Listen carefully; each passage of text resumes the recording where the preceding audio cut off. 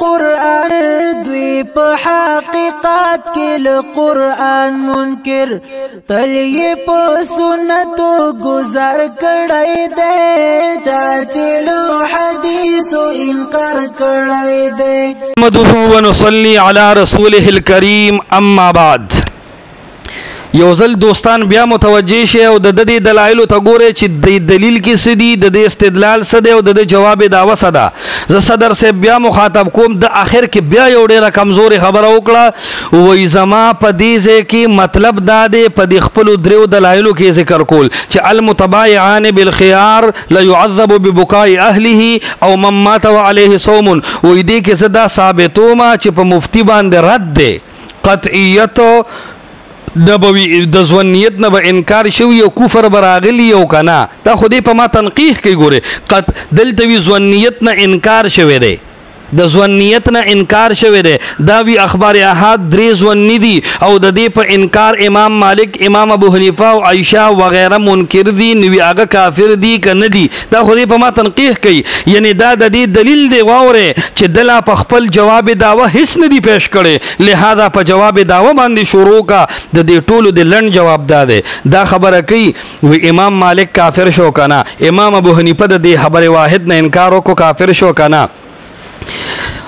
عائشہ بیوی د لا يعذب ببكاء اهله نه انکار وکړو کافر شو کنه.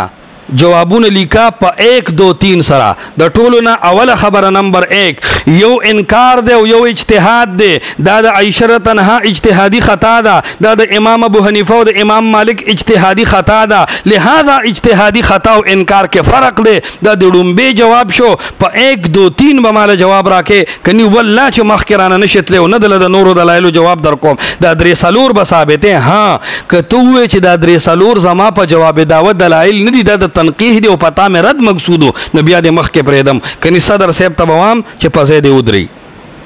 ستا بار بار دا سوالو چې دا خلک کافر شو کنه، ما د ته مخکم دا ټکی ویلو او کوي چې تا نه دی ویل نو دک ځای بدل زر ریکارډ کم د زوړ کلیپ نه د تبه وورم چې اجتهادي خطا نه علاوه سوق د خبره واحد د انکار کوي نو دا کافر کیږي. لہذا د امام ابو حنیفه د امام مالک بارکه مې د لند ویو د عائشہ تنها بارکه چې دا داغي اجتهادي خطا وا یو اجر به الله ورکړي، کافر چری نه دی. البته ته مقلد نو ته چې ویل لکه خضر حیات صاحب یا تاسو ډیر خلک حدیثونه د بخاری رد کوي لکه رستو به مثالونه در کوم ان شاء الله. نو تا خو ویلو چې موږ د ماهرین فن مقلدین یو نو الته وزستانه بیا د مجتهد رائے غواړم. لہذا لن جواب د اولنې دا شو 1 وتولی کا چې دا د دې اجتهادي خطا ده او دا کافر نه دي. نمبر 2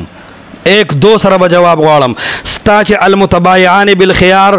او لا يعذب ببكاء اهله عليه من مات وعليه صوم. د دې درو بارکه مې د دویم سوال داده چې دا خو په بخاری او مسلم کې دي، دا په غنو کتبو کې دي، آیا دا محتب بالقرائن نشو؟ دویم سوال داده چې دا خو امام مالک، امام ابو حنیفه او عائشہ ابي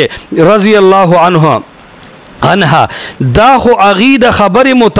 محتب بالقرائن نه انکار کو چې ستا په نظم کفر دی، نو دلته کې خو امام مالک ستا په نظم بیا کافر کیږي. دا دویم سوال دی، په 2 سره به جواب راکې. درېمه خبره ما خو ته قرآن پیش کړ دی، ما آتاکم الرسول فخذو، ما ته به دقه سي د قرآن عام پیش کړی دی، تبو زما مقابله الکه چې ما ته به د قرآن د آیت مقابل کې آیت پیش کې چې هغه کې استثناء او خصوصي. دویم ما ته دویم دلیل پیش کړی دی اتبعوا المرسلین، ما ته به قرآن پیش کې د قرآن مقابله کې. درېمه خبره ما ویلی دی طائفتون، ما ته به دریم دلیل ته قرآن نه پیش کې، ما سلورم دلیل ما والله عن قبلتهم ویلی دی، ما ته به قرآن مقابله کې قرآن پیش کې، ما ته به ستا په اخبار احاد ظنی موهومی نه پیش کې. دا درې خبرې د یادې دي. سلورمه خبره ځان سره ولیکه چې امام ابو حنیفه د دین استدلال کړي، هغه استدلال د احناف په اصول کې وخایا، خو چې ته د چا تقلید کې فعلم ان المقلد يكون تمسكه بقول مجتهده. پنځمه خبره ځان سره په 5 اولیکا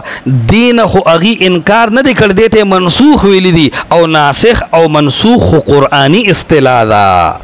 شپږمه خبره دې ته امام ابو حنیفه ضعیف ویلي دي لکه رستو مثالونه در کوم نو د ضعیف نه چې انکار وشو دا د هغه اجتهادي خطا و هغه اډو حدیث ګڼي نه ځکه هغه وایي دا ضعیف دی هغه ځان له خبره چې دا د اجتهادي خطا ده دقسې په ګوته راته وشماره او دا شپږ جوابونه یا 15 جوابونه چې را نکړل مخکې دې بالکل نه پرېږدم او نرشه که دا ستا دلایل وي خدا دې جوابونه شو که دلایل دې نه وي نو نرشه په جواب دعوه د دلایل شروع کا او دلیل لګوه چې ستا د جواب دعوې ته کم ټکي ثابتېږي اوس راشه زما دلایل لمشره چې سترګې د رڼا کم او انشاءالله ستومانه دې کم چې بیا زه د زه ندیم نه یم زه بدعتي او سقاطي نه یم پنجپیریانو یاد ساتئ تاسو په سقاطیانو خوند اخیستی دی پنجپیریانو یاد ساتئ تاسو په شومخورو او په صابونونو والا خوند اخیستی دی ته نن د سلفي مخې ته راغلی انشاءالله ستا په ګریوان او ستا په مخ به زه روغ ځای نه پرېږدم د الله په فضل غار به دې کوم او د عوامو ته به ښیم چې سلفي هغه ځوان دی چې دې کومه خبره په میدان کې کوي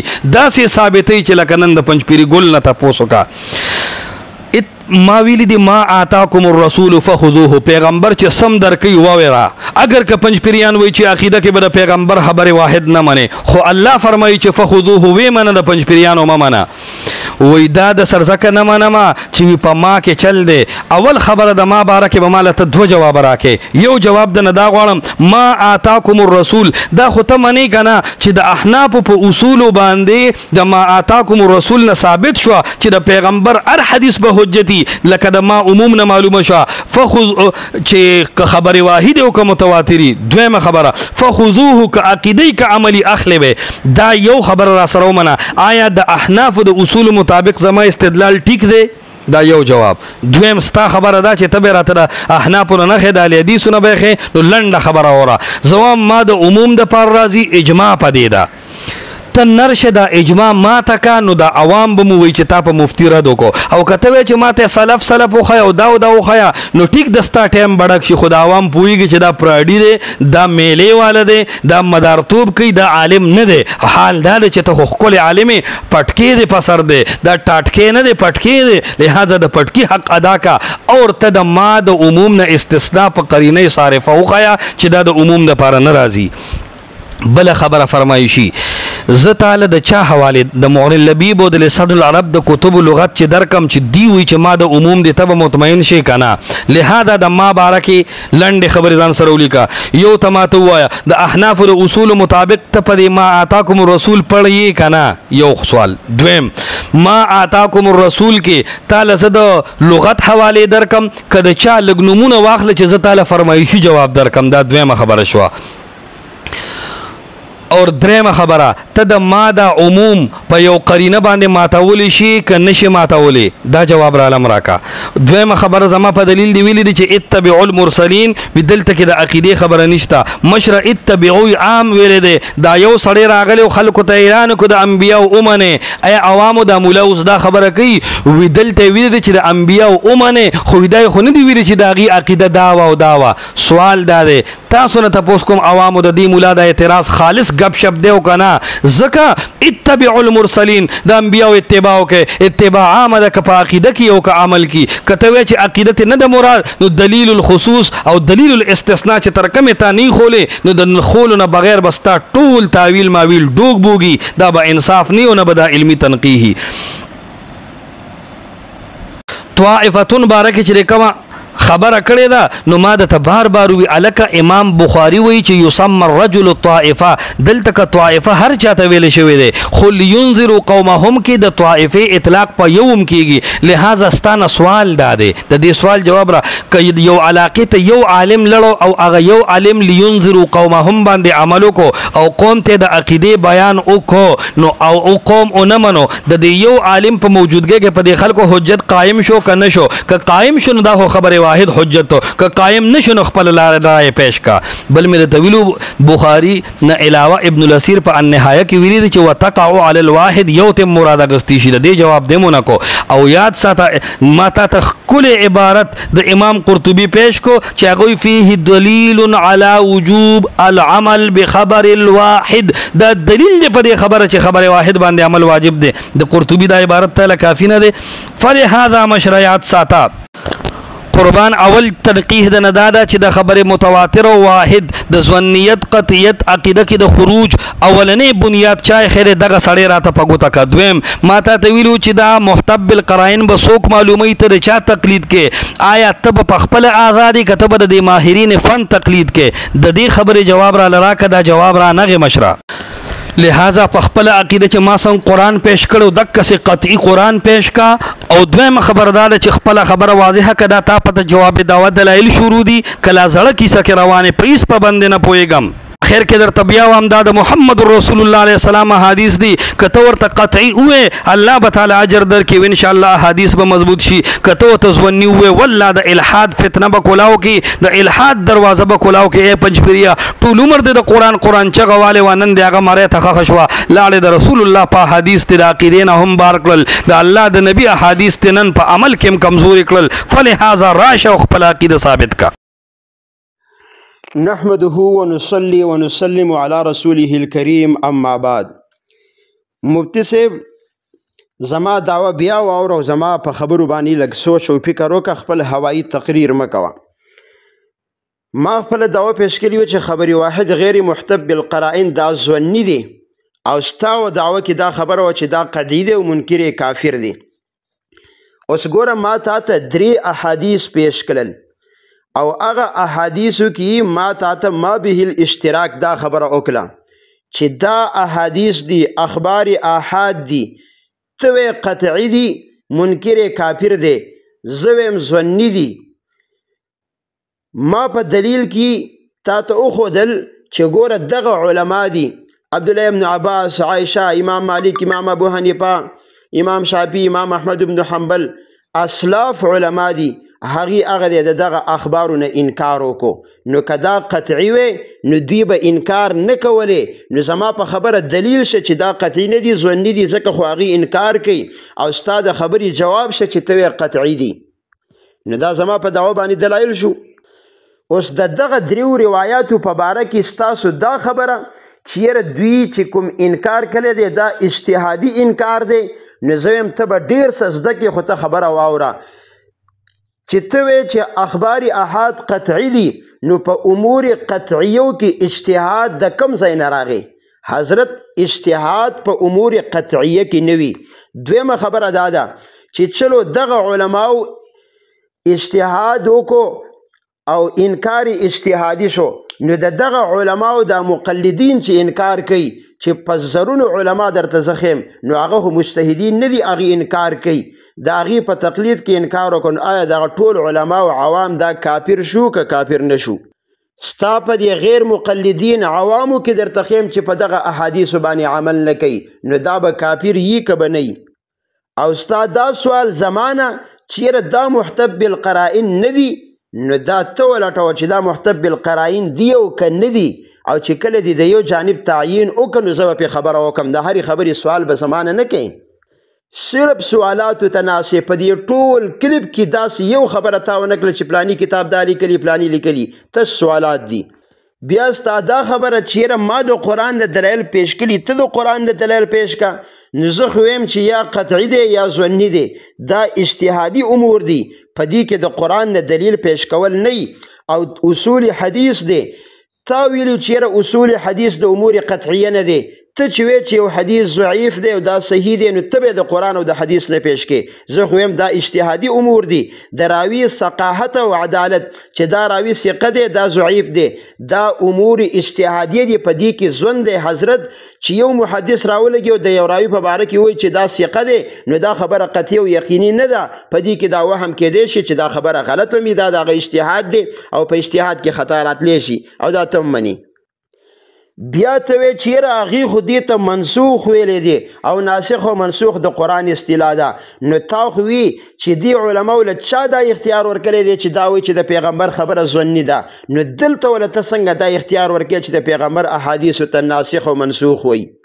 بیا تا ویلی دی چیرې هغې ورته ضعیف ویلی دی او د ضعیف نه انکار کوپر نه دی نو آیا د بخاري او د مسلم روایاتو کې ته ضعف مني ته دا مني چې دا ضعیف دی اقرار وکا چې او بخاری او مسلم کې ضعیف روایت شته. او دویمه خبره دا ده چې هغې ورته ضعیف ویلي دي نو د عبدالله ابن عباس، عایشې، امام ابو حنیفه، امام مالک، امام شافعي، امام احمد بن حنبل، ابو عبید، اسحاق بن راهوی د دې علماو حوالجات پیش کا چې دغه روایاتو ته ضعیف ویلي. بیا اخر کې یو خبره کړې ده چیرې د قطعیت او د ظنیت دا بنیاد په خبرې متواتر او خبر واحد کې چا ایښودی دی نو واوره. امام ابن تیمیہ رحمه الله په خپل فتاوا 13 جلد 21 نمبر صفحه کې وی ولهذا كان الصحيح ان خبر الواحد قد يفيد العلم اذا احتف به قرائن تفيد العلم. تا اکثر د عباراتو په ترجمه نه پیږي غلطه ترجمه کې صحیح د ټیم د کمی د وجه نه کوم خو دلته به وکم. صحیح خبره دا چې خبر واحد کله نه کله د علم فائدہ ورکوي او چې قرائن وسره راشي بیا د علم فائدہ ورکوي. بیا وی وخبر الواحد المتلقي بالقبول يوجب العلم عند جمهور العلماء من اصحاب ابي حنيفه ومالك والشافعي واحمد. وای د خبر واحد چې تلقی بالقبول حاصل کړي چې دا یو قوي قرینه ده نو دا علم واجبي د جمهور علماو په نسبت دي او اخو بیا د علماو نمونه ذکر کړي دي. بیا اخر کې وای فانه كان في نفسه لا يفيد الا الظن. اگر چې په نفسي اخبار احد دا صرف ګمان پیدا کوي ظن غالب پیدا کوي خو چې قرین ور سره راشي نو بیا علم هم پیدا کوي. نو امام ابن تیمیه دی چې د قطعیت او د ظنیت بنیاد یې کېښودو. ابن حجر نخبة الفکر کې وای د خبر واحد کې تقسیم کې مقبول او مردود ته بیا وای وفيها المردود وهو الذي لم يرجح صدق المخبر به لتوقف الاستدلال بها على البحث عن احوال رواتها دون الاول والمتواتر فكله مقبول. اخر کې خبره کوي لافادته القطع بصدق مخبره بخلاف غيره من اخبار الاحاد. ګوره خبره کوي چې متواتر دا خو مفید د قطع او د یقین دی خو بخلاف غیره من اخبار الاحاد هر چی اخبار احاد دي نو دا مفید د قطع نه دي. بیا ګوره مبارک پوری صاحب اول جلد تحفة الاحوذی 27 صفحه کې ذکر کوي ته بار بار دا خبره کوي چې یاره یو راوی دی خو چې ثقه نو د په خبره کې ځوند کم ځای نه راغی دا او راغوي. اما اذا كان الاخبار من مخبر صادق عدل ضابط رجح ان يكون مطابقا للواقع وتطرق اليه احتمال ان لا يكون مطابقا للواقع لاحتمال النسيان والغلط او الوهم الى غير ذلك من احتمالات. هغه خبر واحد چې د یو راوی نه هغه دی وای د صادق نه عادل نه دی ضابط نه دی خو بیا هم وتطرق الیه احتمال ویغی کی دا احتمال راضی الله یکون مطابقا للواقع چې نسبت حکمی دی د نسبت واقعی سره موافق نه او ولی لاحتمال النسيان او الغلط او الوهم الى غیر ذلك من احتمالات زګ دی کې د نسیان د غلطی او د وهم احتمالات پکې دي. ګوره دا ستا غیر مقلد عالم دی عبدالرحمن مبارک پوری صاحب دا وایي چې که پراوي کې دا 15 شرطونه براشي اتصال عدالت ضبط عدم شذوذ عدم علت نو بیا هم خبر واحد به ظني صفات تسریع کوي. وعلى هذا قلنا ان خبر الواحد الذي استوفى شروط القبول الخمسه التي عرضناها سابقا يفيد ظنا لا قطعا. پراوي کې دغه 15 شرطونه رام شي صحیح دي خو بیا هم خبر واحد يفيد ظنا لا قطع ظن پیدا کوي قطع و یقین نه پیدا کوي. شیخ عبدالسلام رحمه الله د سوره یونس آیت 36 په تفسیر کې وایي په عقیده او اصول کې خو دلیل ظنی په هر قسم فائدہ نه ورکوي او په اعمالو کې هغه وخت فائدہ ورکوي چې د اصولو نه مستنبط وي. د ظنیت او د قطعیت بنیاد هغه دی. دیم وایي شیخ امین الله هم دغه سوره یونس په تفسیر کې وایي د دین په اصول او عقایدو کې ظن لري اعتبار نشته بلکې یقین له اعتبار دی. البته په احکام شریعه او مسائل عملیه کې شریعت غالب ګمان له اعتبار ورکړی دی. امام سیوطی رحمه الله تدریب الراوی کې ذکر کوي وخالفه المحققون والاكثرون فقال يفيد الظن ما لم يتواتر. حدیث چې خبري متواتر نه خبري واحدي نو دا ګمان پیدا کوي نو دا غیر مقلدین علما نور بم درته پیش کم دی هغه د قطعیت او د ظنیت بنیاد ذکر کوي. سلورم دلیل چې کم دی دا واوره ترمذی کې اول جلد کې د روایت د عبد الله بن صامت چې کله سړی منځ کې او مخ ته ستره نه سپی تیر شي خر تیر شي زنانه تیر شي د منځ به ماتیږي. خبري واحد دی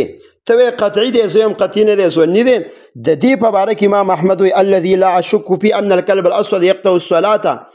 چې زه پکې شک نه کوم نو هغه خبره دا ده چې سپی مخې ته تیر شي نو منځ ماتوي خو في نفسي من الحمار والمرأة شيء د زنانو د خر په تیریدو کې زما په زړه کې شک دی. نو په خبري واحد چې قطعي شي نو هغه پکې شک د کم ځای نه کوي. بیا وی قال اسحاق لا يقطع شيء الا الكلب الاسود یعنی هیڅ شی باندې منځ نه ماتیږي علاوه د تور سپینه نو دیم پکې هغه د شک کوي. نو دا څنګه خبر واحد قطعي شو چې دی پکې شک کوي. اوس د شبهات واوره وای ما آتاکم کې د احناف موافق زما استدلال ټیک دی که غلط دی د احناف اصول که ته منې که نه یې منې که ته منې نو بیا ټیک دی که نه یې منې نو بیا بیخي غلط دی ته خو احناف منې نو څنګه اصول منې دویم وایي اجماع ماته که نو دلته په ما باندې ته اجماع خو ذکر که که نو او د اجماع ماخذ ذکر که چې اجماع چا ذکر کړي ده وایي ته مړ دی او ما جلري نه دي ته اجماع ماخذ وښایې زه به ماته کم ها که ما ماتول غوښتل بیا وایي چېرې ما اتاکم کې درې ما په باره کې که د مغني اللبیب حواله درکه مطمئن بشي حضرت ته خو یې زه رجال نه منم ته به په سلفو کې حواله پیش کړې صحابه تابعین ته به تابعینو کې چې هغوی ویلي چې ما د عموم دپاره راځي مغني اللبیب دې زه لټه شوم ستا چې ته یې نه منې نو په ما یې څنګه منې ها زه یې منم زه به یې پیش کوم خو چې ته یې منې نه نو پیش کوې څنګه ته خو وایې چې یاره بې دلیله د سړي خبره منل دا شرک دی نو دلته په خپله باندې شرک کې بیا د اتبعوا المرسلین باره کې خبره کړې ده واوره اوښیه چې دغه سړي هلته کې عمل عقیده بیان کلی خلکو پې عمل کلی زه به وویم چې یاره او بیا به دا هم ښیې چې هلته ورسره قرائني محتب بالقرائني نحمده ونصلي على رسوله الكريم اما بعد خدا د چې خپل شپږ دلایل پورم کم او مخکې کومه تذکره بیا حق خصم صاحب ته انشاءالله متوجه یو ټولنا اول خبره ما آتاکم الرسول فخذوه وما نهاکم عنه فانتهوا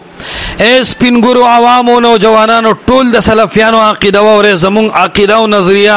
د محمد رسول الله سلام د حدیثونو بارک دادا چې ما آتاکم الرسول هغه چې پیغمبر درکړو که یو کس در رسول ک دوا او کدرې خو الرسول چې پیغمبر درکړل او پدې د خلکو اتفاق راغی چې دا د پیغمبر خبره ده فخذوه نو هغه فورا والک عقیده او که عملی نو زمون د عقیده او د نظریه خلاصه دادا چې د پیغمبر علیہ السلام خبره که یو کس که دو کس راوړه خو چې ثابت شوی حدیث وی عقیده او عمل دواړو کې حجت دی او زمونږ دا خصم وی چې نه د پیغمبر علیہ السلام خبره به عقیده کې نه مني او د پیغمبر علیہ السلام خبره چې یو کس دوونه په صحیح سند ثابت شي وای دا شک شکی خان پیدا کوي دا یقین نه پیدا کوي په ما آتاکم الرسول کې ستانه مطالبه د درو چیلنجونه دي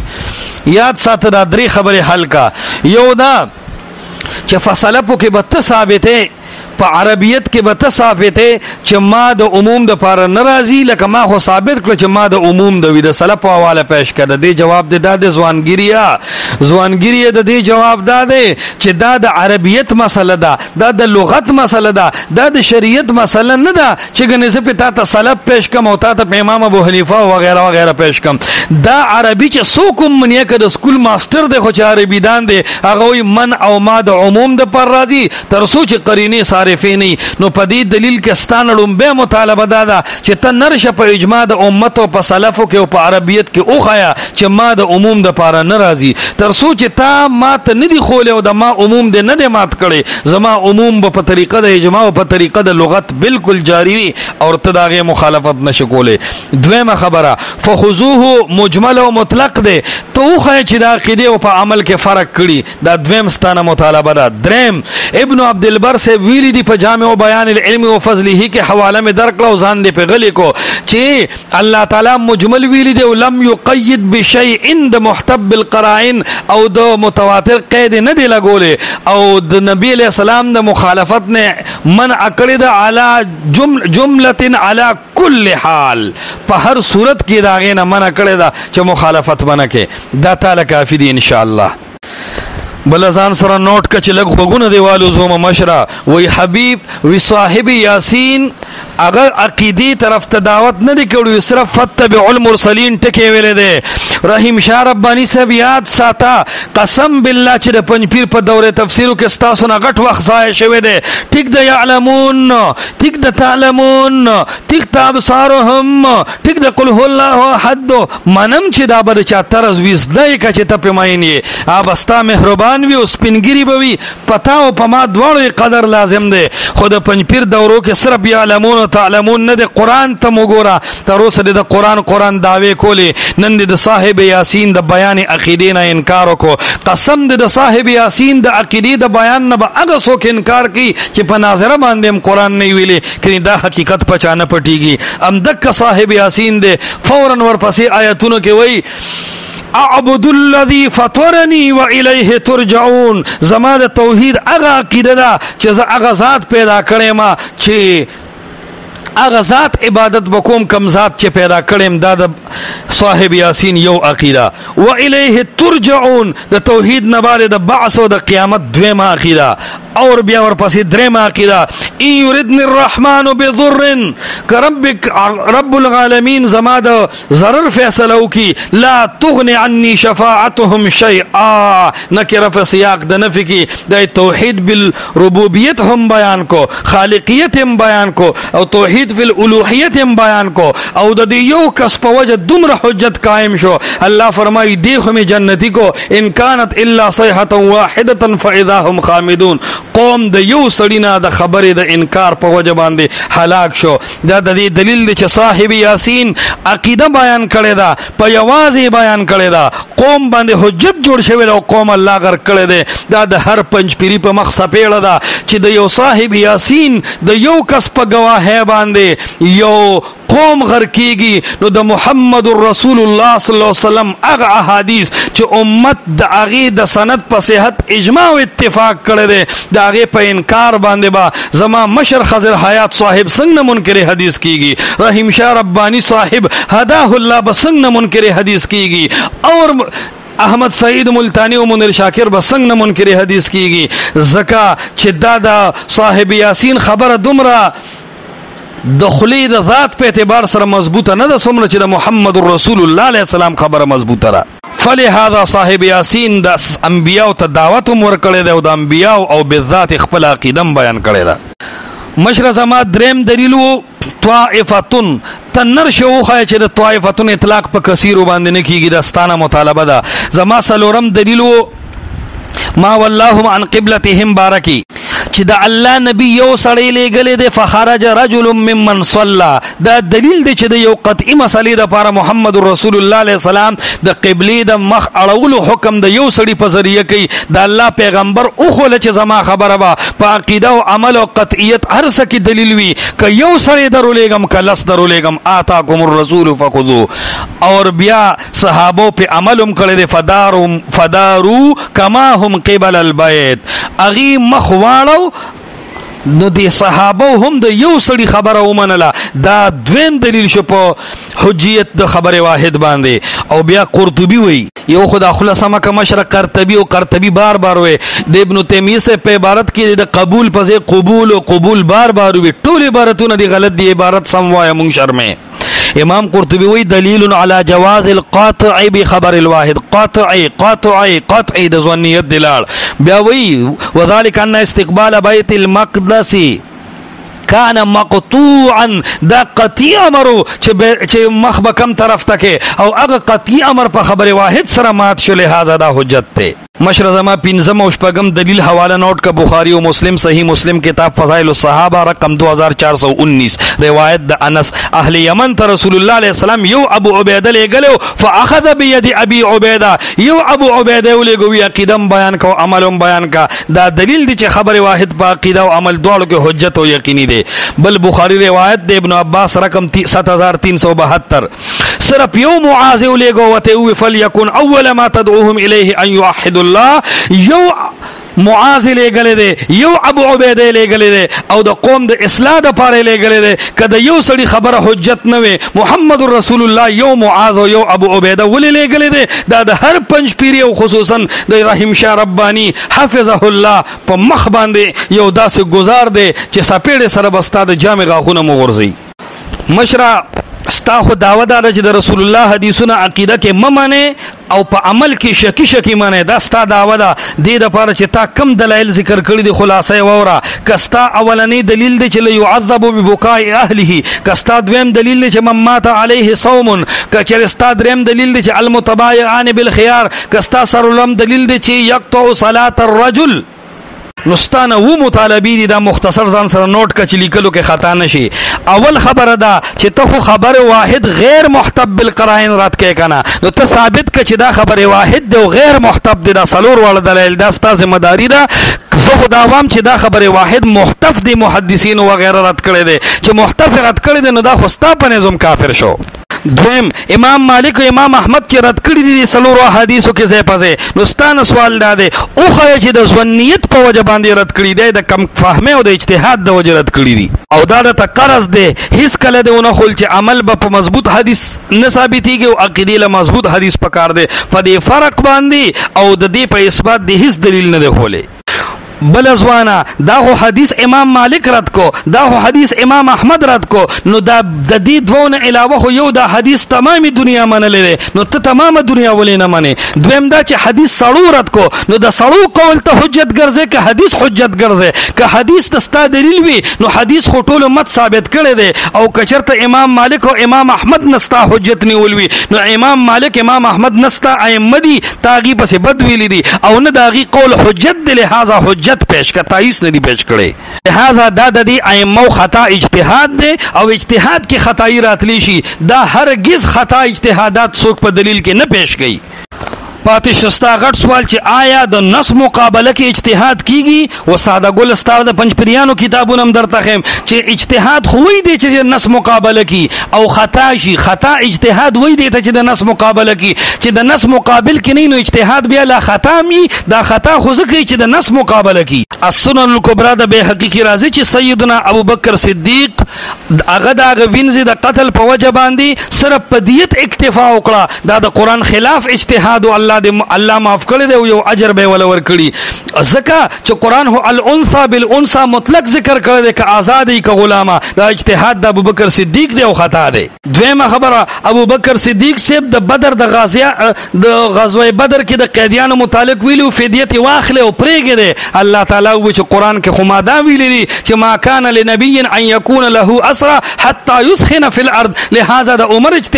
رای ټیک ده چې دا قتل کې د دینه فدیه ماخلې دا خطا اجتهاد د ابوبکر صدیق.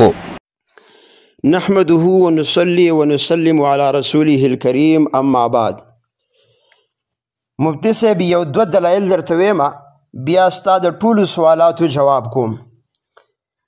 څلور دلایل ما مخکې پیش کړي دي چې ګوره ته وې اخبار احاد قطعي دي، نو ما درته وښودل چې هغه د په امت کې صحابه او اسلافو ته انکار کړی دی، نو آیا دا هم کافر دي؟ پنځم دلیل واوره، بخاري کې روایت دی یو سړی وفات کیږي زامنو ته وصیت کوي چې مړ شم ما به وسېځئ،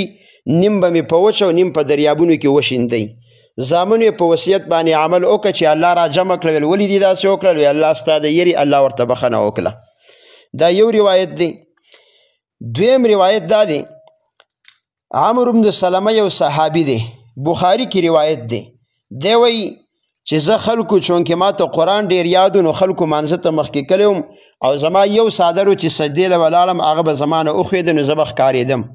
وروستو زنانه ولاړې دي خلکو ته وایي چې غدتو عنا استقاریکم، د خپل قاري دا کوناټي زموږ نه پټ کوي. اوس ګوره دا دواړه د بخاري روایات دي، اخبار احاد دي، ته خبر واحد قطعي وي منکر کافر دی. زه ویم دا اخبار احاد دي، په امت کې په دې باندې تر اوسه پورې چا عمل کړی دی؟ نن پورې موږ وانه اورېدل چې ستاسو یو غیر مقلد مړي او تاسو ویلي چې راشئ چې ویسېځئ او په دریاب په وچه باندې وشیندئ، هیڅ چا پې عمل نه دی کړی. لہذا اخبار احاد چې دي دا قطعي نه دي، دا ظني شو. اوس راځم ستا سوالاتو لا، ټول نمبر دی په سوالاتو کې ډک کړی دی او بالآخر به هم دقه سوالاتو ته کېدې څه به نه پاتې کېږي.